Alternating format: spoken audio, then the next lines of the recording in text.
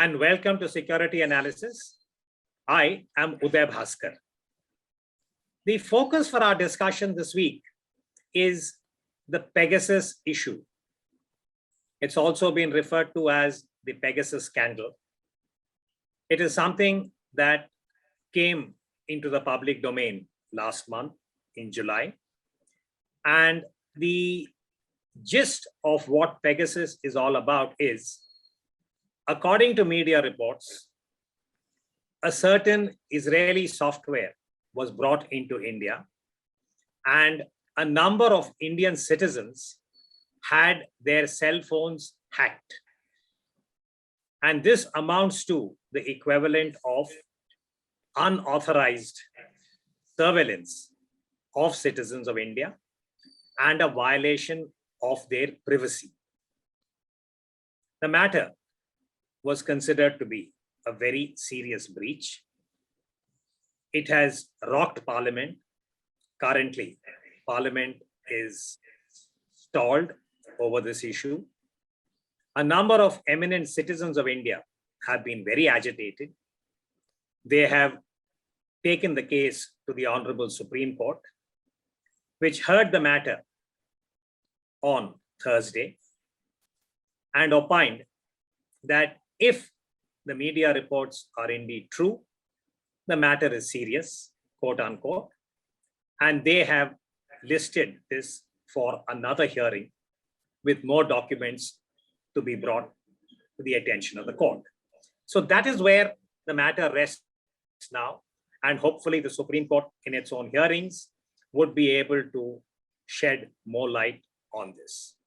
But for now, to place this in perspective and to get a sense about what is Pegasus all about, what does it mean for India's national security, and what is the way ahead? I have great pleasure in welcoming and introducing Mr. Nitin Pai, who is the director of the Takshashila Institution, and also someone who is credited with starting India's first public policy institute in the private sector. Welcome, Mr. Pai, to Security Thank you. Analysis. Thank you very much. I think you should also mention that Mr. Nitin Pai is the Shishya of Commodore Uday Bhaskar. And a lot of what I've learned in this field comes from Commodore Uday Bhaskar and his colleagues. I think that's the proper introduction. So this is a conversation between a Shishya and his Guru. No, that's very generous of you, Nitin. And, I do want to again place on record that what you have done with Takshashila and your team is a very, very valuable addition to the public discourse in India on a range of issues. And I hope that your example will inspire many other young citizens of India to frankly, I think, explore these issues in the manner that you have done. But for now, I thought that what we might do is that perhaps you have written about Pegasus, and I think you made some very important observations, particularly in relation to national security. The matter is now with the Honorable Supreme Court. But for the benefit of our viewers, and most of them are what I would describe as young India, could you just place Pegasus in context? What is Pegasus all about? We are all agitated because if it is true, it is a violation of the privacy of the citizen. Is it authorized? Is it unauthorized? So these are some of the issues that come up. But over to you, Nitin. Thank you. I think first of all, I must say that, in this very deeply polarized and partisan times, I just want to make I'm not here to prosecute or defend the government, because both the prosecution of the government and the defense of the government is in very good hands. There's a lot of heat and noise which is happening, and a lot of good people are doing both. Making the prosecution, the case against the government, as well as defending the government. So we don't need to necessarily take that kind of an antagonistic view. I think as you have ably taught us, it's important for us to take a step back and look at the national interest. What is the national interest? So that's what I want to be doing today. So let's take a step back again and see, what is this Pegasus? You asked what is Pegasus. I think the correct way to look at Pegasus is as an offensive cyber weapon. It is a commercially available offensive cyber weapon. So in a way, imagine it's like a tank, or it's like a artillery gun, or a ship, or an aircraft, fighter aircraft, which is being produced by a commercial private Israeli company, which is of course connected to the Israeli government, through dotted lines. And that's being made available to a whole lot of governments and state agencies, which are approved by the Israeli government. So obviously, it's not hard to imagine that India and Israel having good relations, Israel is bound to approve sales to Indian authorities, understanding that there are common threats that the two countries face and there are common interests that the two countries have. But it's important to understand that Pegasus is a cyber weapon. It so happens that unlike using it like aircraft or like tanks or like guns, what it does is it hacks your phone. And not only does it listen to what you're saying and what you're doing, it is able to do a lot more, apparently, which includes looking at what's on your phone, turning on your camera, turning on your mic, and looking at your geolocation to pinpoint a location and allow you to do a lot more. So that is a cyber weapon. And it has been employed definitely by a state agency, if it has been employed, because they don't sell it to non-state agencies. But what's important to understand at this point, factually what we know is that there is an allegation that has been made. An allegation, there's a database which has said there are 50,000 numbers, and nobody knows whether all those 50,000 numbers have been spied upon. So that's a set of numbers which has been leaked, and a subset of those numbers might have been targeted, of which the Indian state agencies might have used a subset of those numbers. So that's what we factually know. Well, you can believe, what the media says or what the government says, depending on where you stand. But factually, this is what it is. Now, take a step back. Again, now I'm taking a lot of steps back because I'm going to hit the wall very soon. Yeah. Don't fall off. Yeah, but I think it's important to take those steps back. The first thing we have to realize is that surveillance of citizens in India is at least 130 years old.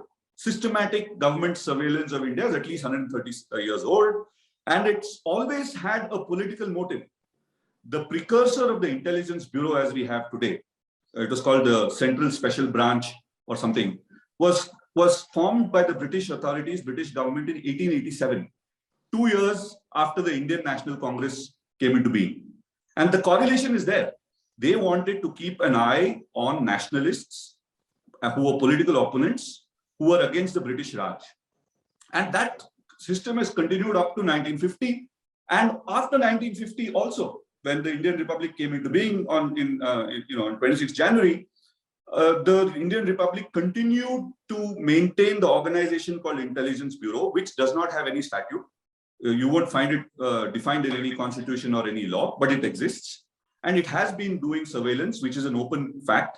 In fact, in 1962, the Congress Chief Minister of Gujarat wrote to the Union Home Ministry and said, the Intelligence Bureau guys are also wiretapping ruling party politicians. We thought it's only for opposition. So the Home Ministry comes back and says, yeah, opposition is fine, but sometimes they might keep an eye on ruling party politicians also. Okay, yeah. So it's not new. Okay, what is different now is that, for that matter, the other thing is, for example, whenever officials are being promoted to higher ranks, whether it's judges or whether it's civil servants, there is always an IB report which is submitted. No, obviously, which means IB has been keeping an eye on these people, right? And what kind of an eye it's been keeping, nobody knows. But the fact is, this is real. This has been going on. This is something which is not new. What is different now is at the scale at which this is happening, and possibly the kind of targets which the present government has chosen. But regardless of the fact, keeping an eye on political opponents, keeping an eye on judges, on journalists, on members of the public, on public intellectuals, has been going on for the last 130 years. But let me pause you here, Nitin. This is a fair point. It's an empirical observation that surveillance has been going on in India, as you have I think, accurately pointed out, for the last 130 years. But what I would like to introduce is to say that the genesis of surveillance in India is related to the colonial rule when India was under British rule. 1947, India becomes independent. 1950, you're a republic. And now we are talking about a republic that is going to celebrate the 75th anniversary of independence in 2022. So the question that arises is, and I think this is again very relevant, that you have described Pegasus as a cyber weapon. Now, it's a bit like saying that if you issue a weapon to somebody in uniform, whether it's in the armed forces or in the police, there is a certain protocol about how it is to be used. Meaning that I've been in uniform for 40 years. But one of the first things that you're taught is that you can use your weapon, whether it's a personal weapon. Since I was in the Navy, you talk about your 6-inch guns or any other ordnance. There is a very strict framework of legitimacy in which the weapon can be used by whoever is authorized to use it, a citizen of India.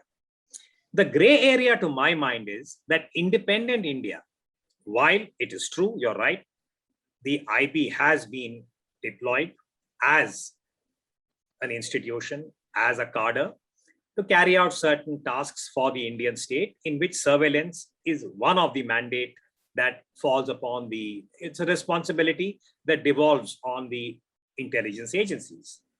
I think the reason why the citizen is agitated, and I'm playing devil's advocate here, and I want you to see if you can offer a response, that if it is a cyber weapon and the Israeli government can only sell it or make it available commercially to a state agency, then I think if, again, these reports are true, and I'm going back to the Supreme Court observation, if there is an if here, if the allegations are accurate, then I think it takes us to a very complicated kind of zone, which is who authorized this kind of surveillance and did it meet the bar in terms of legitimacy? And that is where I think some of the numbers are a bit, I think to me, rather incongruous. It is understood that each target, if brought under the Pegasus radar, would cost the taxpayer anything up to $100,000, I'm told, according to one media report. First, for being able to infect the cell phone or enter the cell phone. Two, to download all that data and study it, and then come up with some equivalent of actionable intelligence to say that the citizen who has been targeted does pose a threat to national interest, which is where we started this discussion.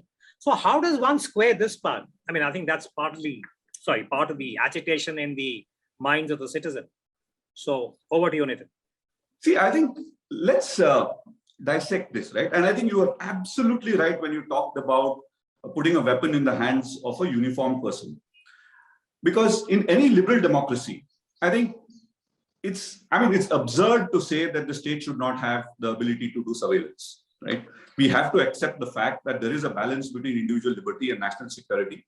And the state at times will have to impinge on a certain individual's freedom, liberty, right to speech, freedom of expression, any kind of freedom that you can think of in order to protect national security. And we cannot have any conversation where someone says national security is not important. Now, the question is, how do you do this national security? Now, as you correctly pointed out, whether it's a police person or whether it's a naval officer or a chief of defense staff, there is a statute which defines what that person's role is, what are that person's duties, what are his person's responsibilities, under what constitutional mandate is that responsibility and duty exercised, what are the rules that govern the use of that, that person's mandate, and what is the scope for abuse. And if there is abuse, how is it, what are the remedies? Can you go to court? Can you go to the, can you have your, if there's wrongful use of these things, if there's abuse, what does the citizen have recourse? Now, all of that is defined for police, for armed forces, even for the chief of defense staff. It is not defined for surveillance, right? So it's this is something which is it's time that we put the policy issue which you identified is exactly this. What Pegasus underlines is that we now need a situation where our intelligence agencies and law enforcement agencies are put under tight governance frameworks. So we must know what laws apply, what are their roles, what are their mandates, what are the boundaries in which they can act. And these boundaries can be defined very broadly. I mean, we are realists. I mean, the national security is not an easy job. There are certain kinds of things they have to do that they have to do. But can we define these boundaries clearly? Can we define the rights of the citizen? And then in case there is abuse, how does the citizen protect himself or herself from this kind of abuse? Because today, the balance of power is so strongly in the hands of the state that anybody can lock you up for something, and it's up to you to prove your innocence. And you can leave, spend 15 years trying to prove your innocence, and your life is ruined. And the person who maliciously put you in prison or abused you will just get away scot-free. And it's not. We don't have to talk about political crimes here. This can be a low-level law enforcement officer can do this to people, right? So I think we've got to reset the balance and ensure that citizens' rights are protected. But this can't be an argument to say that thou shalt not do surveillance or thou shalt not employ, tools like this. The story really is, how do you put state apparatus under a governance framework that balances national security and individual liberty, right? So that's point. No, I think that's a very fair point. But I just want to extend this, that apart from, you're absolutely right on this to say that today's surveillance is a fact of life. In many ways, technology has brought about, a certain determinant, both into society and into the larger structure of state and into the international realm. So much so, I think today, if you just look back over the last 5 years, we've had aspersions cast even in the United States about the integrity of the election, with suggestions that there was an external interlocutor who, through surveillance, through hacking, and the use/misuse of the cyber domain, and the kind of penetration that is possible, has been able to ostensibly, according to the aspersions of the allegations, disrupt the integrity or taint the integrity of the entire election process in the United States of America, which is right on top of the list in terms of technology and state capability, particularly when it comes to surveillance. So I think there is a reality that has to be acknowledged, and the Indian state, like any other state, I think has to keep surveillance in its quiver.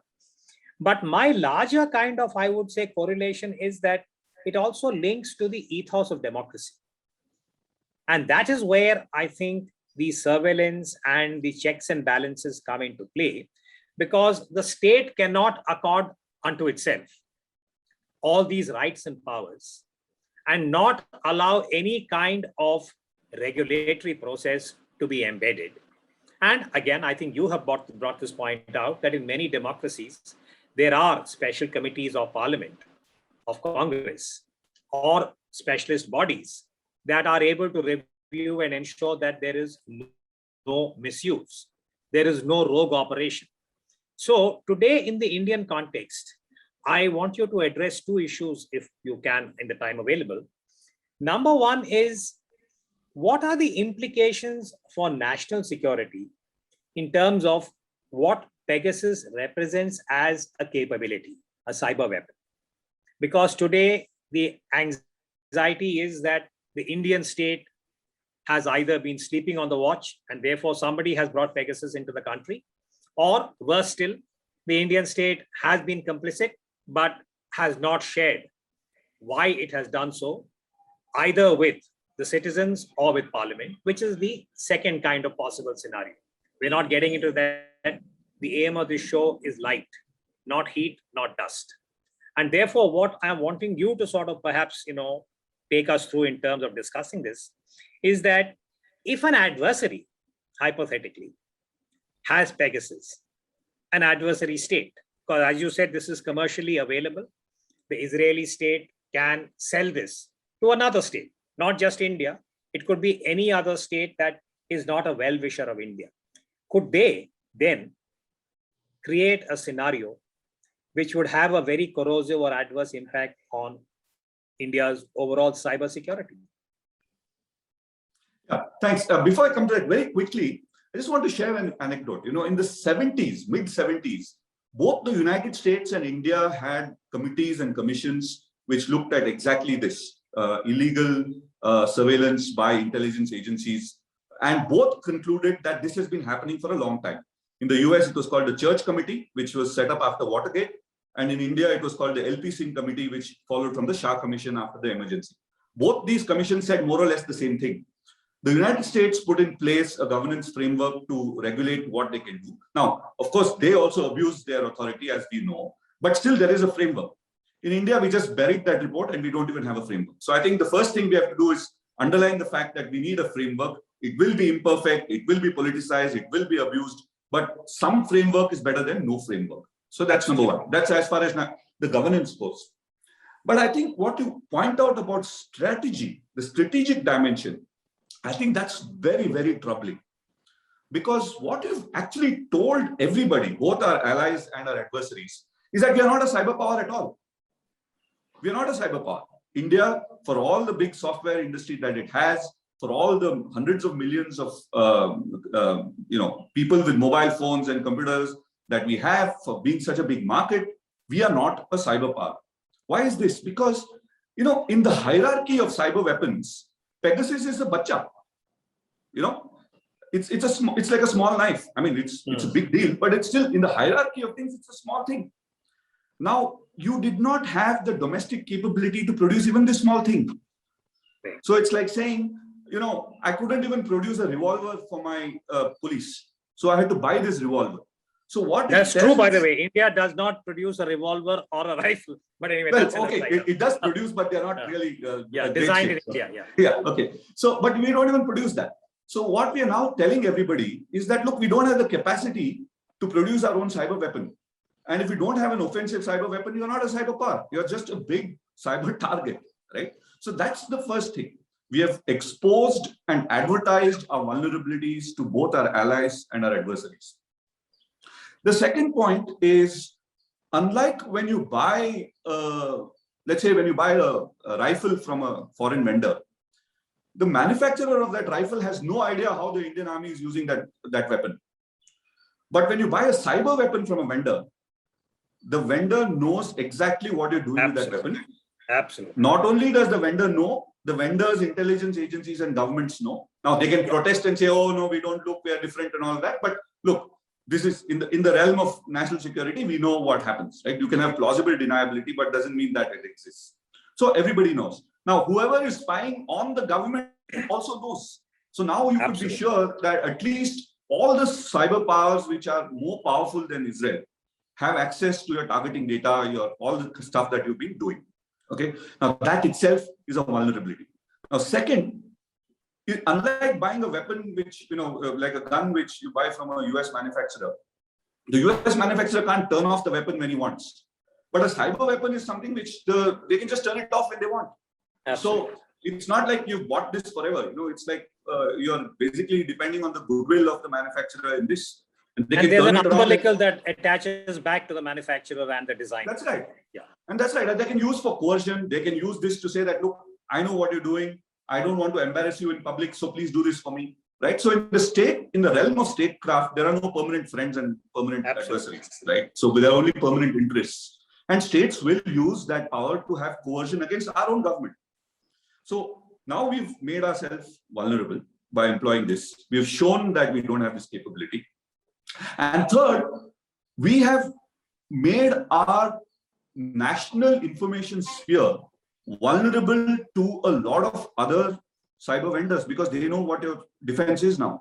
So I won't be surprised if your phone and my phone are actually being snooped upon by some third parties who have India's worst interests. They could be criminals, they could be foreign intelligence agencies. We just don't have a way of knowing this, right? Because we've made ourselves vulnerable.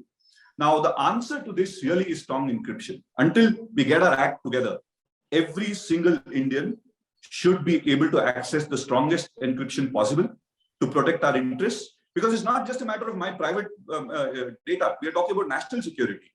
So if we have to be part of the national defense in the cyber war, in the information warfare, every Indian citizen, entity, corporation, government department, private company, scientific lab, everybody should have access to the highest encryption possible.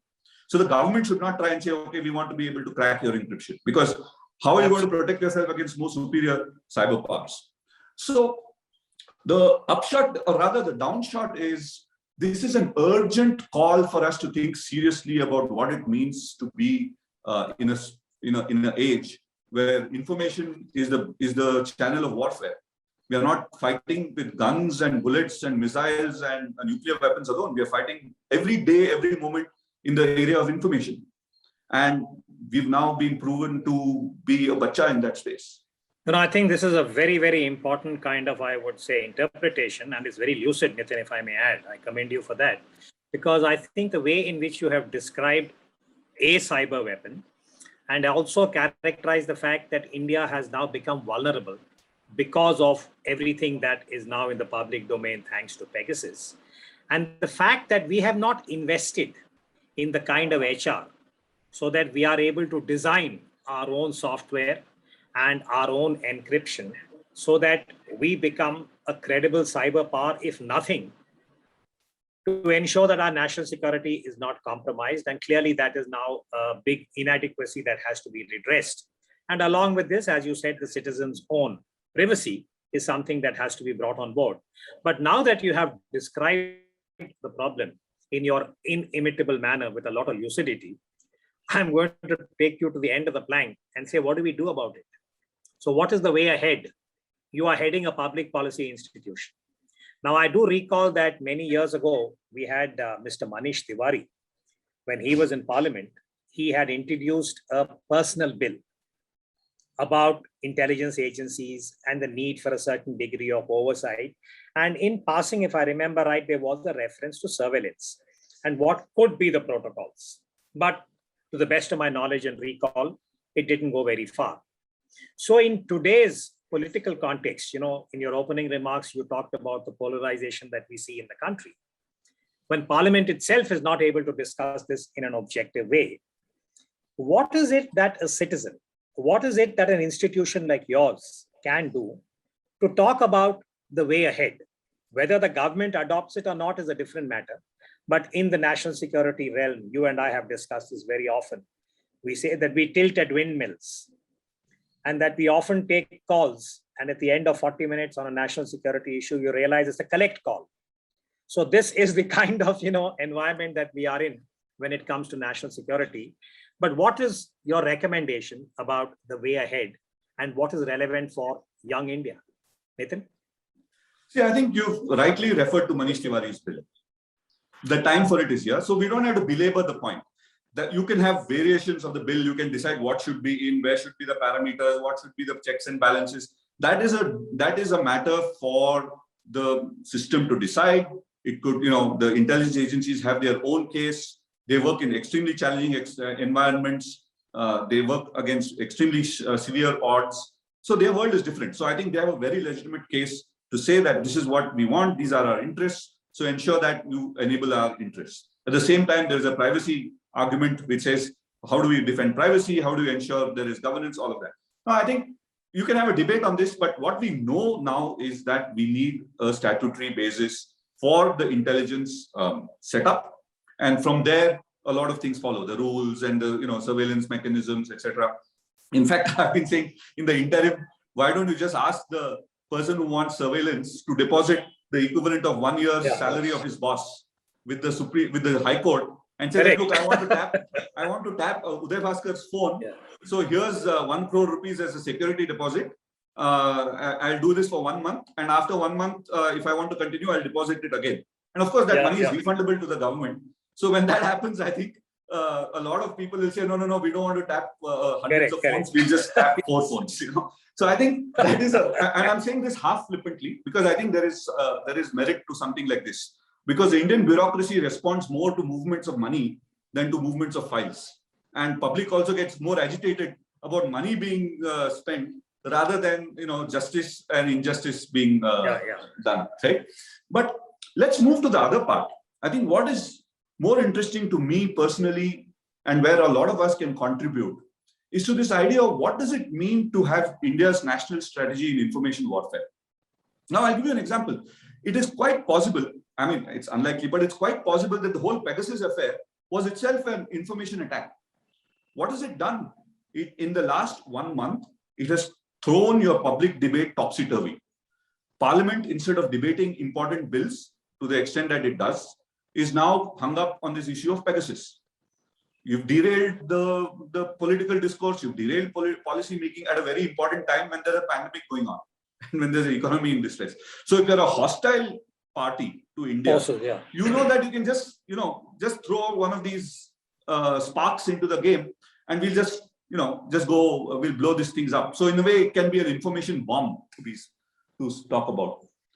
So how do we address this? I think the bottom line really is social harmony.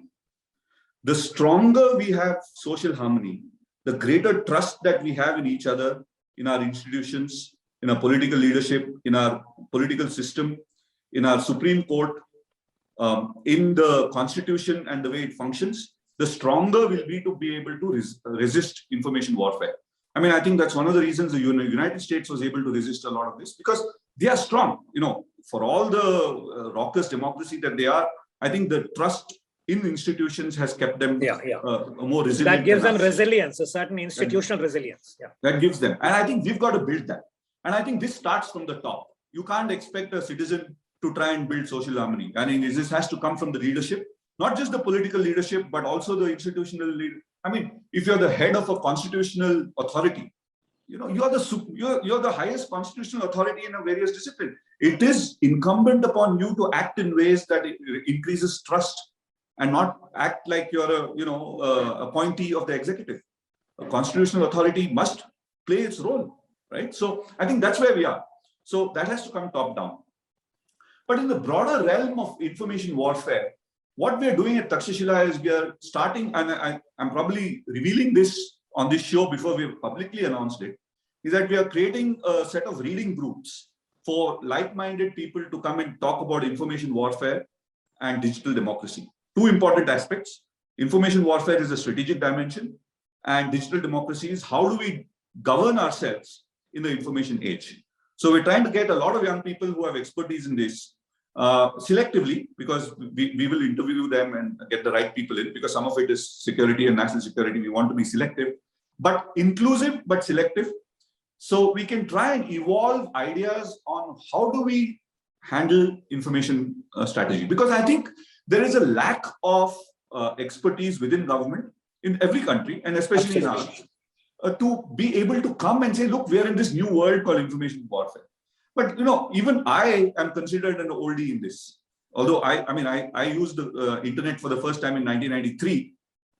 But a lot of people, like my kids, have grown up in an internet world. Correct, but the people who are governing them, people who are 50 years plus, for them to even understand how information warfare works is very hard as compared to a person who's 18 years old. I think that's absolutely valid, and it's a very important. I think in this hierarchy, Nitin, I would consider myself at 70 plus to be ancient in the whole hierarchy of the information cyber domain.